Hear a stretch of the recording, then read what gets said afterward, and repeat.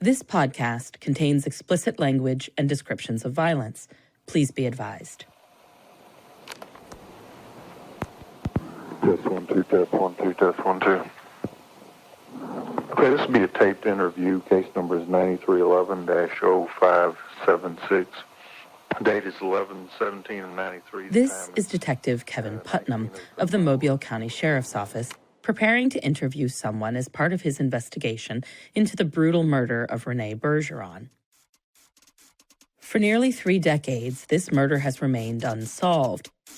Renée Bergeron's file has sat, collecting dust, untouched for all these years, until now.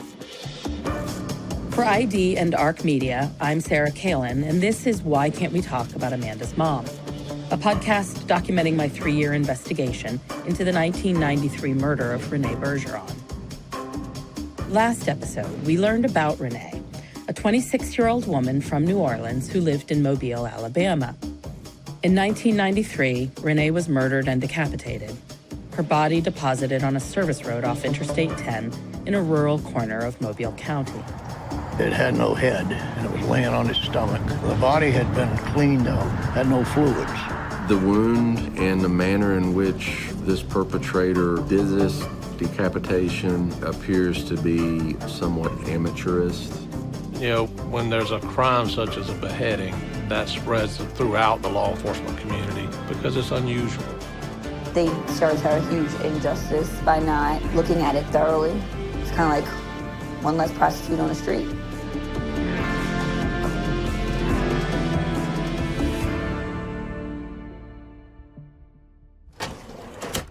There are approximately 4,000 to 5,000 pages of files as part of the investigation into the murder of Renée Bergeron, and I need to go through these files, every single page of them.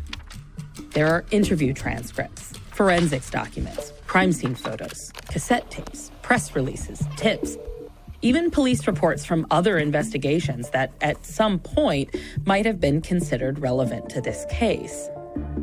I even find copies of Renée's personal documents and effects, her calendar and address book, mail from her house, letters, photos. But there's one thing, well, technically 4 things, I find that will become my Rosetta Stone in this case. 4 steno pads, filled entirely in handwritten notes, each page covered front and back. Mostly in the handwriting of a guy named Kevin Putnam. Detective Kevin Putnam, that is. President K. Putnam, P-U-T-N-A-M. Now, Putnam was one of the 2 lead detectives on the Renée Bergeron case in '93. The other lead was Sergeant Estes, but most people just called him Cookie. We'll talk more about him later. Back to Putnam. Like most officers, he writes in all caps, block letters. It's the way many of us are trained, an attempt at uniform legibility. I had this same writing habit drilled into me almost 25 years ago, back when I first started work as an officer. In law enforcement, an officer's notebook is practically sacred. Like being taught to write in block letters, we have it drilled into us early and often that our notebooks are forever. It's a permanent record that can be called upon for court or referenced in future investigations or even serve to protect us from claims of negligence. This is why, when it came time to understand the original investigation in '93, I went straight to the notebooks. These notebooks are written in a kind of code. They're meant for the individual officer to be able to reference later, if necessary, to recall people or events. Jotted notes, names in the margin with an arrow drawn to another name or to an address, phone numbers with only initials next to them. They are not exactly a clear narrative, but they are in chronological order, documenting the progress of the detective. These 4 notebooks tell the story of the initial investigation into the murder of Renée Bergeron. They begin with the date and time Putnam was first called to the scene, Sunday afternoon, November 14th, 1993. There, he logs a few bullet points describing what he saw when he arrived. He sketches a quick diagram showing the location of Renée's body in reference to the roads and buildings nearby. From there, his notes progress, with interviews, leads, pieces of evidence, continuing until the spring of 1994, when they begin to peter out. This is when the Mobile County Sheriff's Office appears to have hit a dead end, even though her case was not yet solved. Not even close.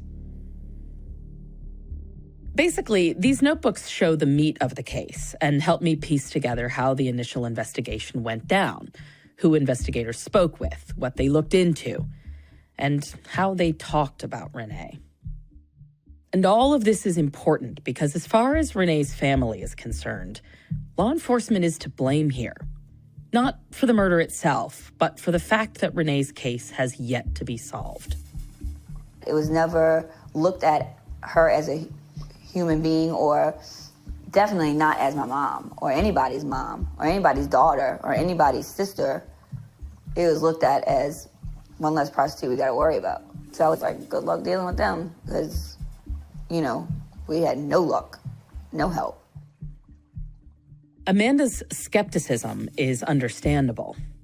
She believes that the early investigators, including Putnam, made stereotyped assumptions about who her mom Renée was and who might have been responsible for her murder. And worse than that, she says that detectives ignored Renée's loved ones, even as they begged them to pursue new leads. So I'm now going to examine the original investigation into Renée's murder, who worked it, what they did and did not do, and whether they might be responsible, in part, for the fact that this case remains unsolved. When I first got on with the sheriff's office, it was a small group of guys that were best friends. They partied together, they drank after work together. I never fit in. This is Mitch McCrae. He worked at the Mobile County Sheriff's Office for 27 years before retiring as a detective sergeant. He describes his early days in the office in the 1980s and 1990s. I came in and worked. I worked hard, and I worked long hours. I'm not that smart, so I got to make up for it by working harder than anybody else. That's just my mentality. And these other guys, the way I pictured them is I'd come in a substation, they'd be sitting at a desk, feet up on the desk, waiting for the phone call of somebody wanting to confess to a murder, where I was always out trying to chase people down, find out who did it. And their opinion was, well, just sit here, somebody will call. We'll get that magic phone call and solve the murder by somebody calling us and telling us who did it. I'm speaking with him because I need to learn more about the sheriff's office back then, the same office that led the investigation into Renée's death. How did this even happen? I need some answers. I need a real look inside the culture of this office in the 90s. And Mitch isn't the only one I'm speaking to. I ask almost every officer I meet, what was this place like back in the day? And according to just about everyone you ask, the answer is, not so great. Well, there's some things I could tell you, but it's not going to be on camera. It's difficult to get cops to speak publicly and critically of their own department, even if it was in the past. They don't want to be unprofessional and disrespectful or air dirty laundry. But privately, internally, these things are discussed, criticized, complained about even. It's fair to say that the Mobile County Sheriff's Office of the 1990s was a vastly different agency than the one it is today. And that included the Major Crimes Division, the guys responsible for solving murders. There was two superstars here. It was Larry Tillman and Cookie Estes. They were the murder police. They worked all the cases, and they were the best. It's important to remember one name here, Cookie Estes. Detective Sergeant William Estes, actually. Cookie was a nickname. I actually trained under Detective Sergeant Estes. He had a lot of street smart, and I learned a lot from him, a tremendous amount. But he also taught me a lot of what not to do. And Cookie's passed away now. He's a good man. He tried hard. But my personal opinion of him, he would put on blinders. He would focus on you. And if he could prove it was you, fine. If he couldn't, he'd just lose interest in it. One other thing about Cookie is he didn't want anybody else interfering in his cases. He didn't want anybody else's opinion. So that's Cookie for you. He was one of the two leads on the investigation into Renée's murder. The other lead on the case was Putnam. It is his handwriting that is all over the steno pads. Still, both detectives show up in the cassette tape interviews. And these, combined with the notebooks, give a loose account of how the investigation went down. Following the taped interview taken with the Urquhart. Today's date is 1/21/94. Time is 9 a.m. This is a interview at Metro Jail with Archie Lorenzo McPherson. In the first days after Renee's body is found, the detectives interview a number of people. Following is a taped interview taken with Maurice Hill. Maurice, the purpose of this interview is a reference to a young lady that you know other than Maria Martinez. They interview Renee's boyfriend, Maurice, which makes sense. When is the last time you saw Maria? To the best of my knowledge, it was Thursday when I got off from work. They also interview a friend of his named Freddie. And you would describe Maurice as your best friend. So I like him. He's a good guy. Maurice wouldn't harm him fly. Okay, the purpose of this interview is in reference to a situation. I showed you a photograph earlier of a white female. Have you ever seen her before? They interview a local sex worker named Paulette, who said she had seen Renee on Wednesday. We don't care what you girls done or who you done it to or how much dope you smoked or what you stole from the Dollar General. All we concerned with is who killed Maria. That's all we're concerned about. All this other conversation we had, don't worry about it, okay? Thank you. And I want you to know I'm not doing this for the money. I'm doing it more for Maria. They interview a guy who Renee had hung out with on Thursday. John, I understand that you were acquainted with Maria Martinez. Is that correct? That's correct. Funny enough, they actually interview 3 teenagers who Renee had gotten into a spat with in a parking lot outside a convenience store shortly before her death. Tell me what that woman was wearing that night, that you remember. A blue jean jacket, I don't know what the shirt looked like, some tight blue jean pants, and some ugly boots that had 3 zippers that zip all the way around with purple and green and orange and pink on them. It's not clear what the spat was about exactly, but it must have been bad for one of the teen girls to still take the time to insult Renee's boots after she died. The detectives also chat with a convenience store clerk who calls in a tip. Someone came in talking about the murder in graphic detail. They collect security cam footage from that store. As I go through the files, I create a database of every single name, address, phone number, vehicle license plate, and detail in the file. I want to see patterns, to connect names and addresses to interview transcripts. But still, I'm not totally sure how some of these people came onto their radar, and I'm struggling to understand how relevant some of this information is to the case. But what's an even bigger mystery to me is who they didn't choose to interview. The detectives do not take the time to speak at length to Renee's mom, Joyce, or her dad, Raymond. They do not ask Renee's boyfriend, Maurice, about whether he knows of anyone else who they should speak to, at least not in the recorded interview. There are other tips called in. A guy who goes around town with a laminated picture of Renee. He describes her murder in detail, first to a DMV employee and then to his doctor. Another guy calls in a tip on a friend of his who drunkenly bragged about raping someone who matched a description of Renee. A woman calls the office repeatedly the week after Renee's body was found. She leaves a message for the detectives saying she heard screaming in the middle of the night in the woods near the crime scene. The notebooks include her original tip, then another note left saying she called while the detectives were away. But there's no record of the detectives following up with her. What Putnam and Estes do is canvass the community. They print flyers offering a $15,000 reward. "Do you know who killed this woman?" the flyers read, with "woman" in all caps, followed by 3 question marks. They use an old mugshot of Renee on the flyer from a time when she was arrested, despite the fact that they have other, more recent pictures of her on hand, including one of her with her young daughter in her lap. In press releases, the sheriff's office makes mention of her record, writing, and I quote, "She made her living through prostitution, was a frequent user of crack cocaine, and spent much of her time on the street," end quote. Maybe the detectives think they are being smart about this. They probably think they stand the best chance of getting real information if they present Renée in the terms by which they view her, a sex worker and drug user, because that's how they assume others will know her. The press takes this narrative and runs with it, not that they needed much encouragement. Prostitute, crack addict, mugshot, lather, rinse, repeat, a toxic feedback loop.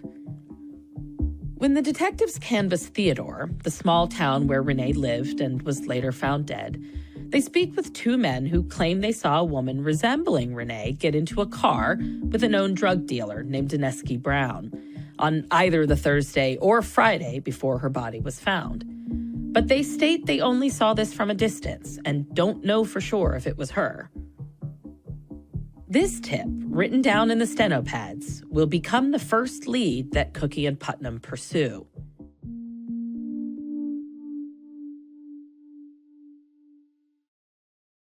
Oh, it's casual Friday. I didn't know. I didn't get the memo. Yeah, I'm not staying here all day. It's Friday. I'm not on call. Hallelujah. This is Detective Matthew P. Matt is the most all-American guy I know. He loves baseball, chews tobacco, celebrates National Hot Dog Day. Today's National Hot Dog Day. Wait, it was National Hot Dog Day the other... Maybe it was international. Yesterday. It was probably National Hot Dog Day without a bun, and now it's Hot Dog Day with a bun. And hot dog and chili and sauerkraut and all. Oh, God, that sounds good. Yeah. When I am at the Mobile County Sheriff's Office, Matt is my partner in this investigation. Together, we look through the case files, interview suspects, walk through theories and hurdles, and figure out next steps. I trust him. Matt and I want to learn more about the original investigation, beyond what we could read in the case files. So we decide to speak to Detective Kevin Putnam, one of the two lead detectives on the original case, the only one still living, and the guy whose handwriting fills up most of the steno pads. So we ask him to come in and review his notes with us. Putnam is tall, very tall. He seems to almost fill the doorway when he enters Matt's office before sitting in a chair beside the desk. In speaking with people at the sheriff's office who knew him back in the day and know him now, there's always a pause. They say he's an odd duck or just different from most cops, stuff like that. You know, we were talking about the other night. There's 10 commandments. One of them is, thou shalt do no murder, and that there are more murder victims out there than we will ever fathom. There's as many murder victims out there as there are lies that have been told. As we go through the case files, Putnam offers up whatever pieces of information he can. And then Tammy. Which one? Hutchinson? Tammy Hutchins, yeah. Her name was all up in it. She used to run with the crowd down there. We discuss the sources Putnam interviewed, the people who seem to know Renée. Now here's William David Young's name in my book. I didn't think it was there. Yeah, it seems like somebody talked to him once, briefly. He even says that he came in and talked to somebody once. Came to get DL, had laminated picture of victim talking about murder. On the whole, things line up with how I had thought his investigation went. I thought I kept better notes than this. Look, honestly, if you didn't keep the notes that you kept, we wouldn't have anything. Cookie and Putnam zeroed in on a lead suspect within the first 48 hours after Renée's body was found. Denesky Brown, the drug dealer mentioned earlier. So here's what happens next. The detectives drive to Denesky's house. They ask to speak with him about a case they are investigating. Smartly, Denesky asks for a lawyer. The detectives ask to search the inside of Denesky's car, a blue Toyota Celica. Again, Denesky asks for a lawyer. So the detectives bring cadaver dogs to sniff around the car. The dogs signal that there's an odor related to human remains inside the Toyota. So now the detectives have probable cause, that is, a legal basis to search and seize the car. As they search the car, they find sneakers, shorts, and a buck knife, the folding kind often used in hunting. The tip of the knife is broken off. The blade has a single blood smear on it. The handle has blood in the crevices. They send the knife to the state lab for testing to see if the blood matches Renée's. A month later, the results come back. No, the blood does not match Renée's. At this point, the detectives have nothing else to go on, except some guys saying Renée maybe got into Dineski's car. No other evidence suggests that Dineski's connected to her murder. The detectives are left with just hunches and biases. Dineski was black and a drug dealer. And maybe Renée owed him money since she was known to use cocaine. It is at this point, when their lead suspect, Dineski, is reasonably excluded from consideration, that the case begins to go cold. Over the next few months, the detectives pursue a few more leads, but none quite as ardently as Dineski Brown. But talking to him in the present day, Putnam does remember other suspects, including one particular suspect, Renée's boyfriend, Maurice. But I do remember going to the house, and I do remember him saying, sure, go ahead and look around. I remember walking through a room and looking around on the floor, especially the floor, because I think it had a wood floor. And, blood gets in wood floors and it just gets way down in there deep. It's dark at night. You went at night? Yeah. Yep. We went at night. Was there blood on the porch? I know there was... Seems like there was something worth looking at on the porch. Right. Cookie would have collected it. So Putnam confirms this. There was blood on the porch at the house Renée shared with her boyfriend. He saw it the same night that Renée's body was found. I just never got the sense that he was involved in it. He just seemed like he was, he had her around because they were friends and buddies, and I'm sure they had sex. They were together for 6 years. They were a couple for 6 years. Yeah. And what makes him go off the reservation? But I am of the same mind as you that in this case, I don't think that he's the one who did it. I think he was probably a shitty boyfriend, but I don't think he killed her. You know what I mean? I mean, she's got a place to live. He's paying her bills. He wasn't paying her bills. That was her house. That's not what we heard. It doesn't matter what you heard. The lease was in her name. That was her house. She made $42,000 that year. She wasn't living off of anybody.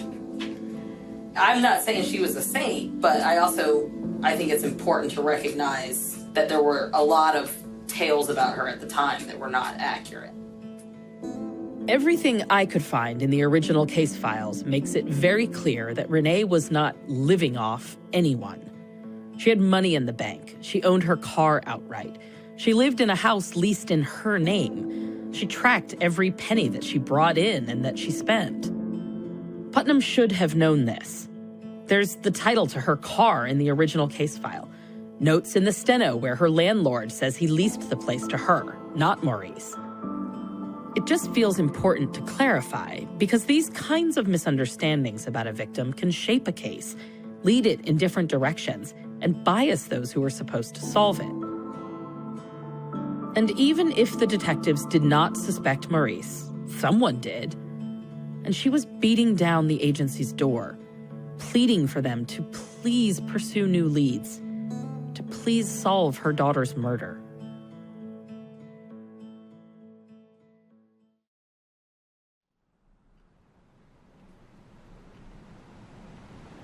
I'm Joyce Bergeron, and I was Renée's mother, and still is. She's still in my heart after 29 years. This is Joyce, Renée's mom. I speak with her early in my investigation because I want to get to know the people who knew Renée best, and who knows you better than your own mom. Today, Joyce lives in the same house she raised Renée and her 5 siblings in.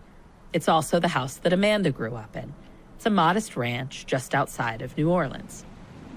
I gave them a tour to see all of the nutcrackers. She loves to collect things. Her kitchen is filled with Coca-Cola memorabilia. Her living room has, I kid you not, hundreds of nutcrackers, all gifted to her by her children, grandchildren, neighbors, and friends. The Bergerons were, and still are, a picture family. There are stacks of photos, album after album, the walls of the family home adorned in every room with more and more pictures of them all. Even though Renée is gone, she's still present in the household. Her photos are everywhere. Joyce first found out that Renée had died when the sheriff's office called her and her husband. But she didn't learn the exact details until she traveled to Mobile to recover her daughter's body from the funeral home. The guy from the funeral home told me, he says, Miss Joyce, before we make arrangements, I want you to talk to the guy that did the autopsy in Mobile. So he got him on the phone, and he's the one that told me, he said, are you aware how your daughter died? I said, I was told she was found on the side of the road. And that's when he proceeded to tell me that her head was found 2 days later. Given the extent of injuries to Renée, the family had to identify her body through small, cropped pictures of her tattoos. A butterfly in the web between her thumb and index finger, and a broken heart above her ankle. We went to the Mobile police, and I wanted to talk to him. She says Mobile Police Department here, but she really means the Mobile County Sheriff's Office. It's a common misnomer, but important to clarify. But the guy was in charge of the police department at the time, was a total a-hole. His attitude was that she was a street person and that she didn't have a place to stay and all this. And I said, you gonna tell me she was homeless? I said, the house she was living in, she rented it. The furniture that was in there, she had already. Regardless, the agency dismissed her. But Joyce pushed back on the detectives. She knew her daughter rented her own place, bought her own furniture, took good care of herself. She wasn't a, quote, street person. And that's when he backed up his chair, he crossed his leg, put it on the table, and proceeded to describe my daughter to me, how she was a street person. And I looked at him and I told him, I said, I don't know if you're married. I don't know if you have kids.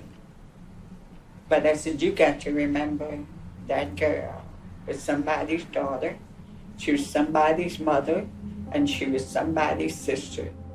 One of the detectives dismissed the mother of a murder victim, literally putting his feet up on the table and telling her that her daughter was a street person. Can you imagine? The thing is, Joyce knew about Renée's occasional sex work. She says Renée reassured her that it was closer to chaperoning rich guys than working as a street prostitute. Joyce says that she knew she couldn't control Renée. It was better to make peace with her daughter's choices at any given point in her life, even if she didn't agree with them.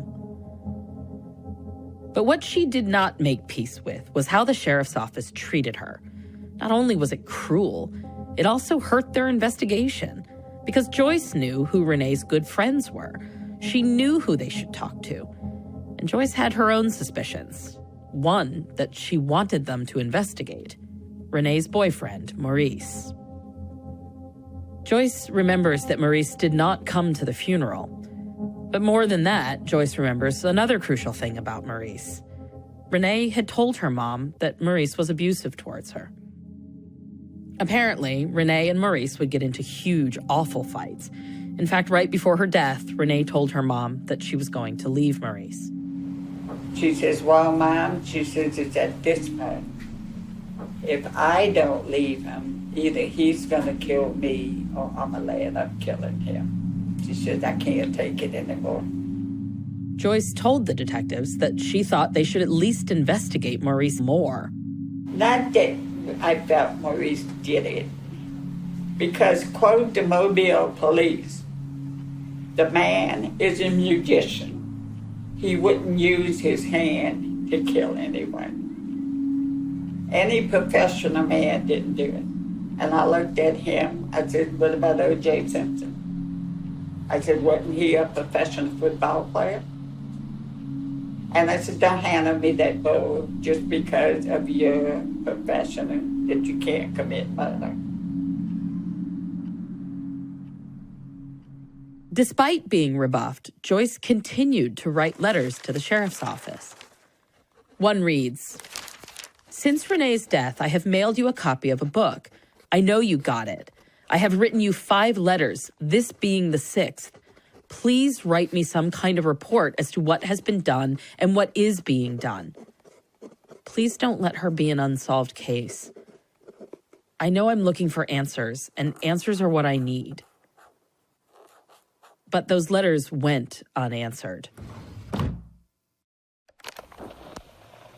The same day that Renee's body was found, back in November 1993, detectives interviewed her boyfriend, Maurice. Following was a taped interview taken with Maurice. Maurice, the purpose of this interview is a reference to a young lady that you know, other than Maria Martinez. As we both know now, we found Maria dead this afternoon down off of March Road.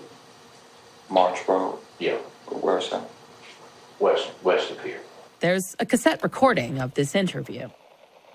The recorded interview runs less than 20 minutes. That's pretty short for a criminal interview.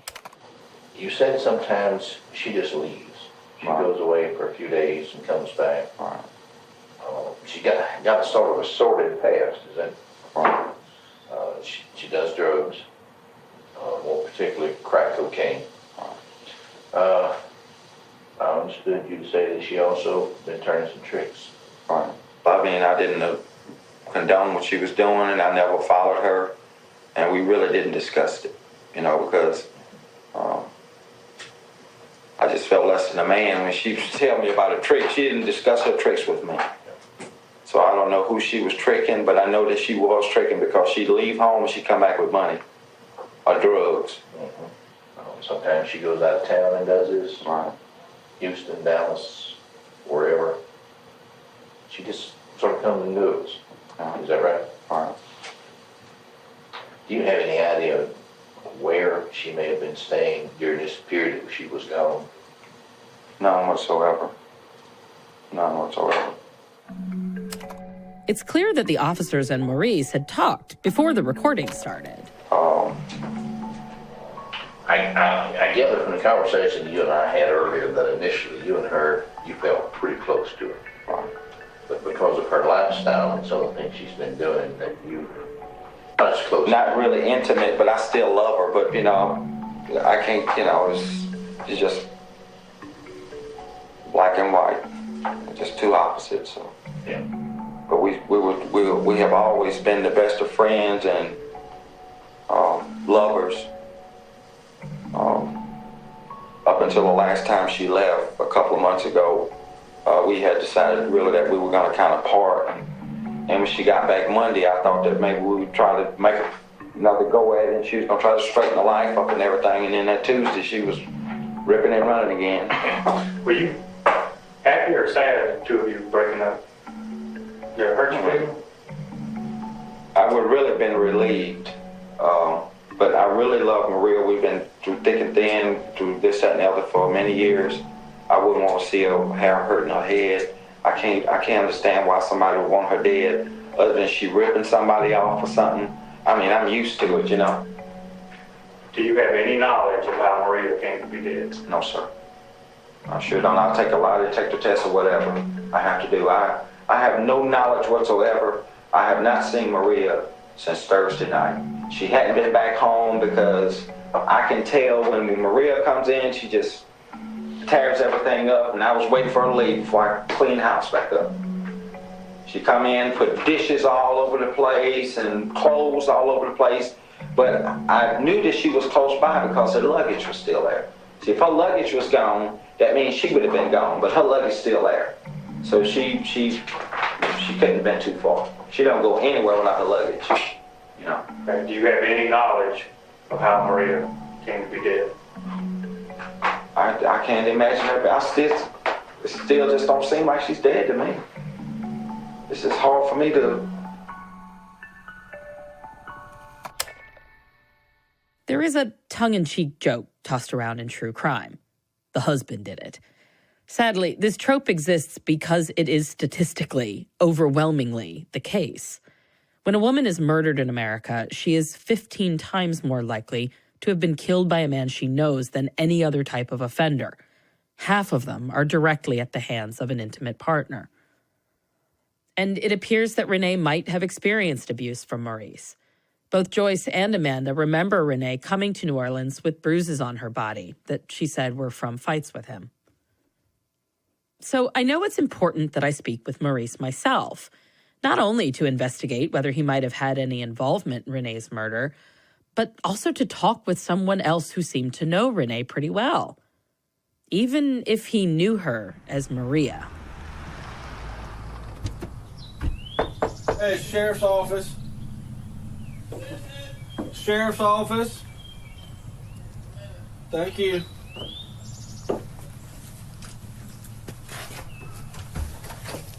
Good morning. Good morning. How are you? Hey, is Maurice around?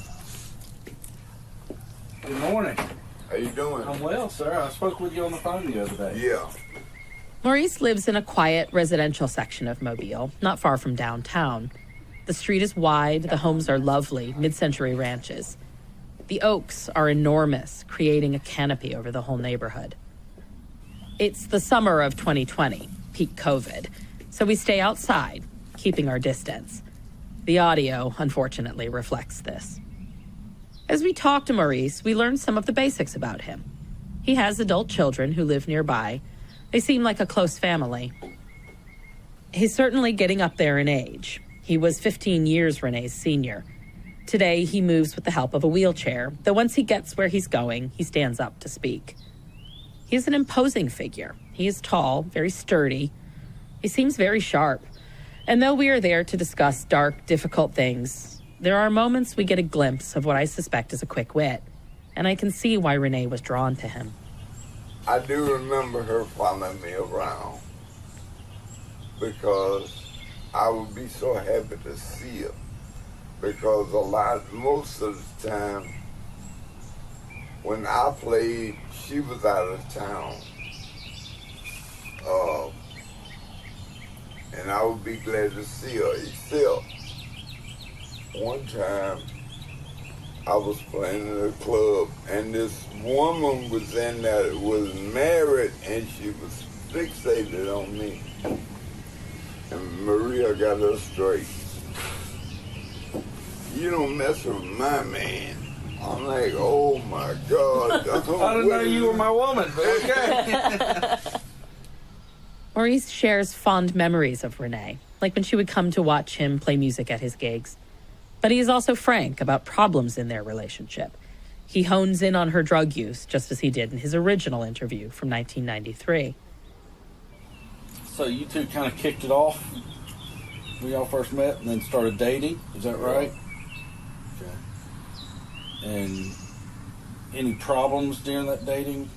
We had problems with, she was a drug addict. I mean, she had it bad. Mm-hmm. Cocaine? She'd be gone sometime for 2 or 3 days.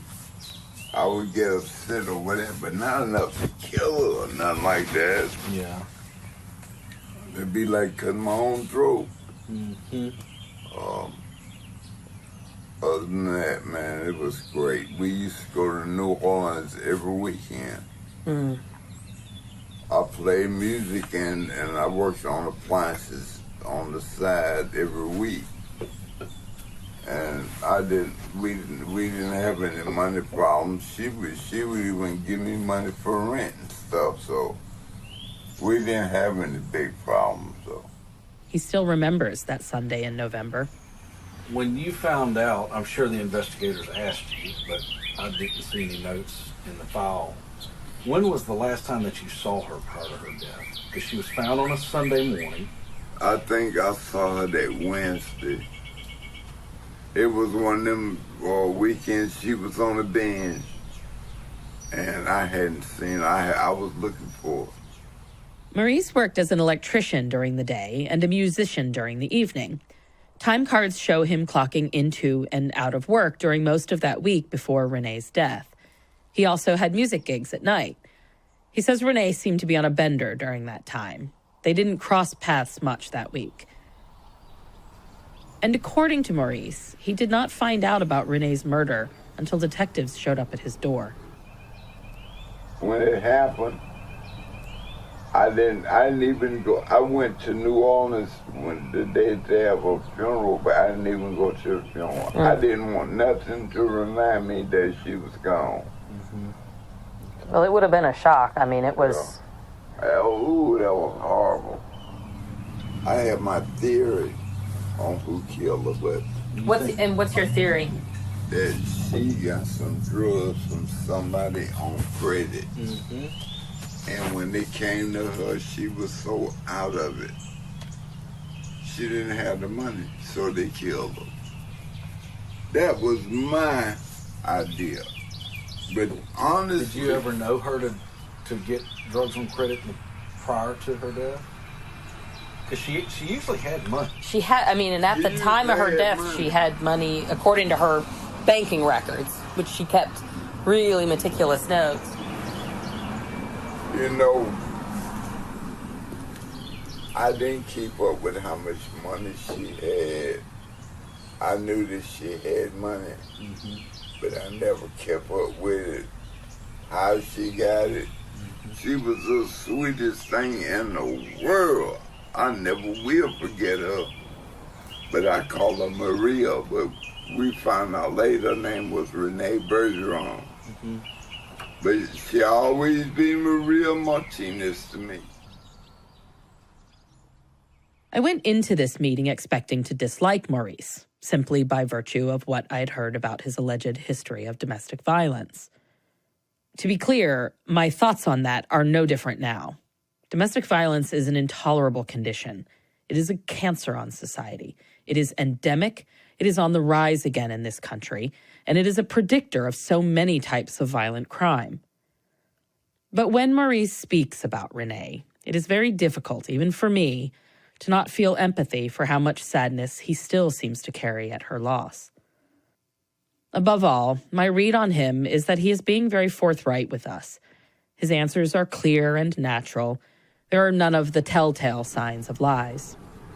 Nice to meet you, sir. Nice to meet you. I'll let you enjoy your weekend. If you think of something, please call us. Okay? I sure will. Shake your hand, but, y'all you know. Okay, yeah, I understand. Y'all have a good day. There's a term of art in law enforcement and in criminal justice in general: the totality of the circumstances. There is no one thing that eliminates Maurice as a suspect. Maurice appears to have a credible alibi that weekend, and no other accounts of Renée's whereabouts include Maurice. Plus, he seems forthright. There are no red flags. When I look at the facts of the case, I can arrive at one of two conclusions. Either an overarching sense that it just doesn't add up to his having done this, or perhaps even being able to do this, or I must land in a place where I want to continue pushing in this direction. To me, there is nothing that stands out, nothing glaring that says, keep going, there's got to be something there. And frankly, that is a mistake too many investigators make. As I see it, there are witnesses placing both Maurice and Renée at different locations during almost all of the key points in the timeline leading to her death. There are a few small gaps, holes we can't fill in. But in those holes, we have evidence pointing us away from Maurice and much more clearly to other suspects. There are interviews with people who knew them both in Mobile, none of which raise any suspicion of Maurice. He doesn't match the psychological profile of someone who would do this. And there's no physical evidence, like a weapon, tying him to this case. Given our impression of his forthrightness with us, his statements to detectives in the immediate aftermath of the murder, and a complete absence of anything even coming close to proof that he did commit it, I'm going to side with the totality of the circumstances. I don't see any reason to keep Maurice at the top of the list. I don't think he's our guy. Still, the question remains, who on earth would do this to Renée? Next time on Why Can't We Talk About Amanda's Mom? I think the public needs to know how long the surveillance goes, how much that the offender gets out of stalking, silently stalking his victim. You cannot assume that the victim is a stranger to the offender. It builds the fantasy. It builds into what he wants to do and how he's going to do it. Everything on the surface to me looked like a sexual homicide, potentially a serial. There was something about her sexuality that was particularly offensive. That's actually really key. Why Can't We Talk About Amanda's Mom is produced by ARC Media for ID. You can follow our show wherever you get your podcasts. We'd love it if you could subscribe and take a second to leave us a 5-star review on Apple Podcasts.